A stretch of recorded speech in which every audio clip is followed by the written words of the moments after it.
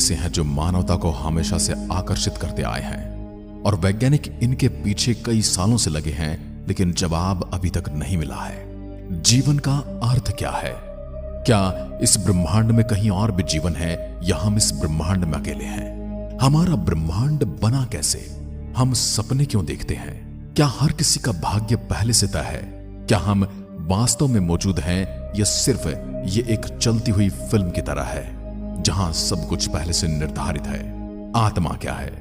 ये कुछ ऐसे सवाल हैं जो हमें सोचने पर मजबूर करते हैं और मानवता के अस्तित्व और ज्ञान की सीमाओं को चुनौती देते हैं। ऐसे ही कुछ और भी सवाल हैं जिनके जवाब हम वैज्ञानिक पॉइंट ऑफ व्यू से जानने की कोशिश करेंगे। सबसे पहले हम बात करते हैं, क्या भगवान है? Does God exist? हम ईश्वर को कई नामों से जानते हैं। भगवान, लगभग सभी मनुष्य यही मानते हैं कि इस सृष्टि का निर्माण ईश्वर ने किया है, परंतु वैज्ञानिकों में इस बात पर हमेशा ही मतभेद होता रहा है। कुछ वैज्ञानिक ईश्वर को मानते हैं तो कुछ नहीं, मगर ज्यादातर वैज्ञानिक इस बात को मानते हैं। विज्ञान के अनुसार लगभग 14 अरब साल पहले एक भयंकर विस्फोट हुआ जिससे ब्रह्मांड का निर्माण हुआ, परंतु यह विस्फोट आखिर क्यों हुआ और इससे पहले क्या था? इस सवाल का उत्तर किसी के पास भी नहीं है, विज्ञान के पास भी नहीं। धरती पर जीवन की हलचल कैसे हुई, इस विषय पर भी साइंटिस्ट आपस में उलझे हुए हैं। बिग बैंग और क्वांटम फिजिक्स की दुनिया रहस्यमयी, जीवन जीने लायक धरती, सूर्य से इसकी बिल्कुल सही दूरी, इसका वातावरण, इसका चंद्रमा, ऋतुओं का आना जाना, दिन रात का बनना, नर नारी का होना, हर जीव में मेल फीमेल का होना, सब कुछ इतना व्यवस्थित है मानो किसी ने सोच समझकर बनाया हो। यही सारी बातें हमें ये सोचने पर मजबूर कर देती कि सृष्टि अपने आप नहीं बनी, बल्कि इसको किसी ने बनाया है और उसी को हम ईश्वर कहते हैं। मगर क्या भगवान का इस दुनिया में अस्तित्व है या नहीं, इस सवाल के निष्कर्ष पर आज तक वैज्ञानिक नहीं पहुंच पाए हैं। क्या इस ब्रह्मांड में हम अकेले हैं? जिन सवालों का जवाब देने में वैज्ञानिक भी हक्के बक्के रह जाते हैं, उन्हीं में से एक सवाल ये भी है, इस ब्रह्मांड में अनगिनत तारे मौजूद हैं, अनगिनत आकाश गंगाएं मौजूद हैं, अनगिनत सूर्य, ग्रह और उनके चंद्रमा मौजूद हैं, तो क्या सिर्फ पृथ्वी ही एकमात्र ऐसा ग्रह है जहां जीवन है? क्या पृथ्वी ही अपने सूर्य से इतनी दूरी पर है, इसके अलावा कोई भी ग्रह इस दूरी पर नहीं है? क्या इसके अलावा कोई भी ग्रह ऐसा वातावरण नहीं रखता जैसा हमारी पृथ्वी रखती है?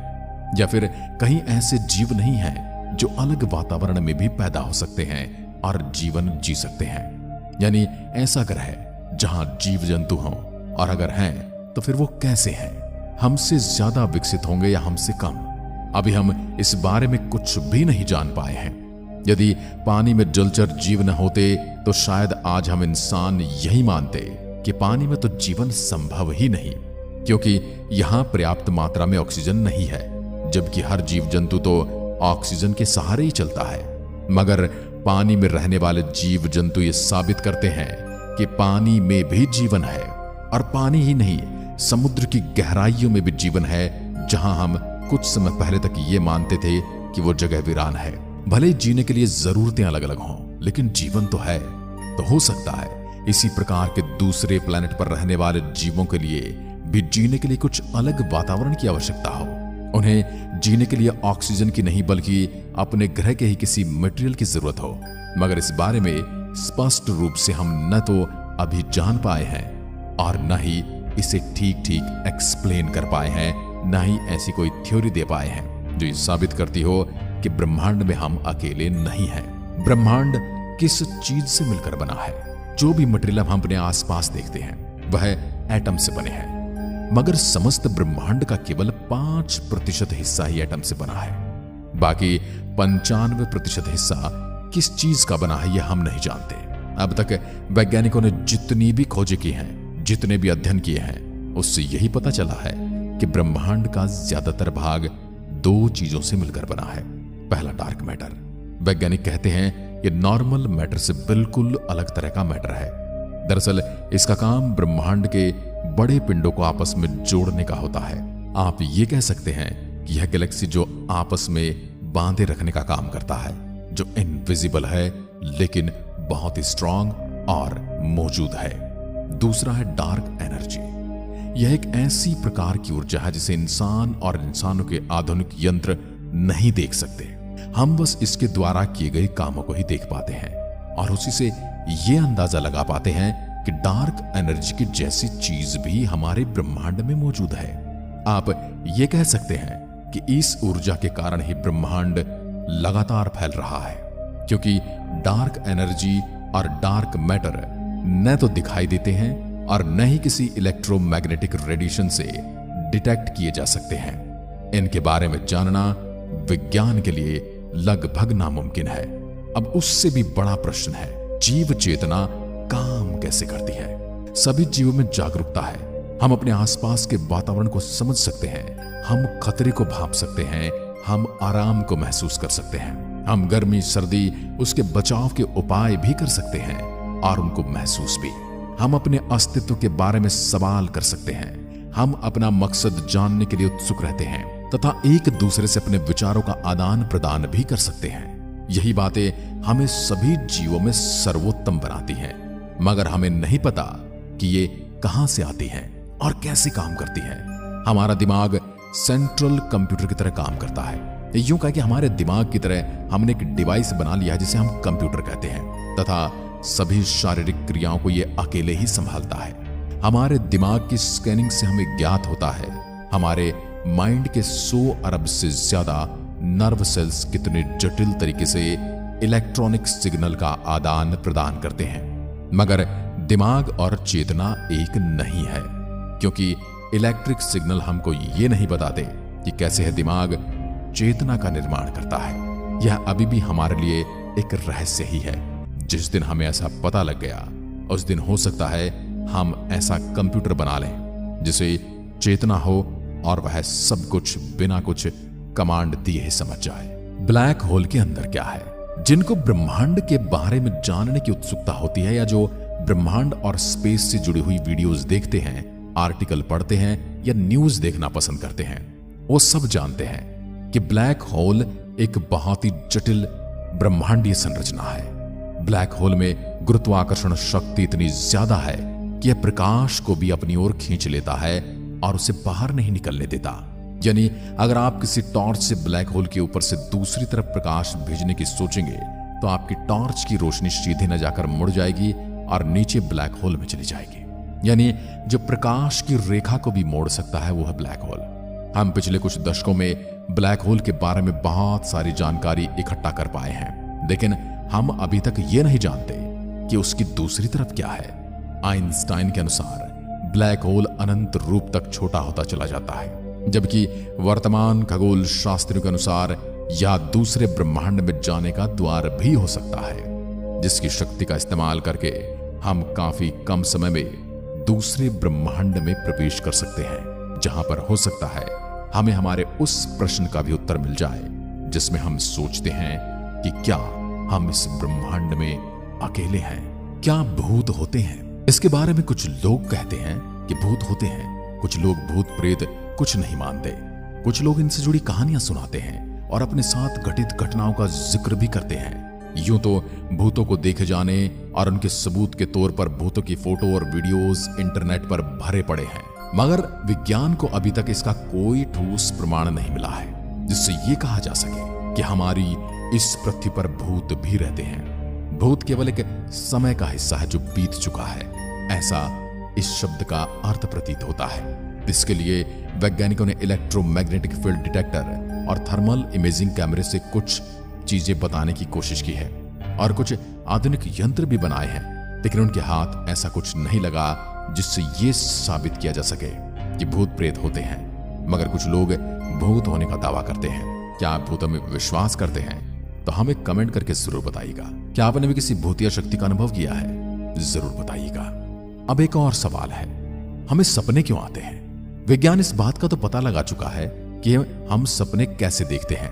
यहां तक कि जापान में तो ऐसी भी तकनीक आ चुकी है जिसकी मदद से हम अपने सपनों को बार बार देख सकते हैं। सोते समय जब हमारे दिमाग के नर्व सेल्स इलेक्ट्रॉनिक सिग्नल का आदान प्रदान करते हैं तब हम सपने देखने लगते हैं। कई वैज्ञानिकों का मानना है कि सपने हम तब देखते हैं जब हमारा दिमाग किसी जानकारी को एक भाग से दूसरे भाग में भेज रहा होता है, लेकिन यह 100% सच नहीं है।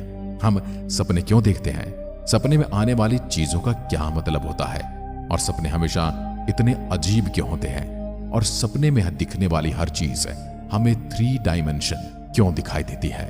हम उसका हिस्सा होते हैं, हम उसे महसूस करते हैं। हम सपने में देखी जाने वाली हर चीज अगर डरावनी है तो डर जाते हैं, अच्छी है तो प्रसन्न हो जाते हैं। अगर सपने में ठंड का अनुभव है तो हमें सोते हुए ठंड का एहसास होने लगता है। आखिर ये सब क्यों होता है?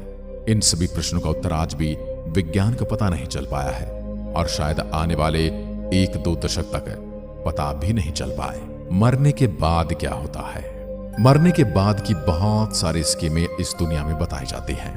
कहीं बहुत सारी हूरें मिलती हैं, कहीं पर अच्छा अच्छा खाना मिलता है, कहीं पर सफेद कपड़े पहनी अप्सराएं आपके चारों ओर चक्कर लगा रही होती हैं। लेकिन ये चीजें चली आ रही हैं। एक प्रथा के अनुसार लोग ये मानते हैं कि मरने के बाद आत्मा अपने संपूर्ण कर्मों के अनुसार स्वर्ग या नरक में जाती है। लोग पुनर्जीवन पर भी यकीन करते हैं। असल में यह ठोस प्रमाण कम बल्कि ठोस कहानियां ज्यादा लगती हैं, इसलिए विज्ञान इन पर ऐसे ही विश्वास नहीं कर सकता। हमारे पास इतनी आधुनिकता तो आ ही चुकी है कि हम ये आसानी से बता सकते हैं कि इंसान कब मरने वाला है, लेकिन आज तक यह एक अनसुलझाई रहस्य है कि इंसानों के मरने के बाद आखिर उनके साथ क्या होता है, या किसी और जीव के मरने के बाद उनके साथ क्या होता है, और ऐसा क्या होता है कि एक शरीर से क्या चीज निकल जाती है जिसके बाद वह मृत घोषित हो जाता है। चेतना कैसे और कहां चली जाती है? इस सवाल का उत्तर जानने के बाद शायद हम इंसान और भी ज्यादा आधुनिक हो जाएंगे, और शायद हम अपने जन्म और मृत्यु को कंट्रोल कर पाएंगे, और हो सकता है कि हम पागल भी हो जाएं। धरती पर जीवन कैसे आया? इस ज्ञात ब्रह्मांड में हमने जहां तक नजरें फैलाई हैं, हमें जीवन का कोई सबूत नहीं मिला।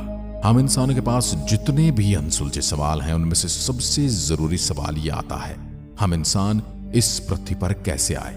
कह सकते हैं इस पृथ्वी पर जीवन की शुरुआत आखिर कैसे हुई?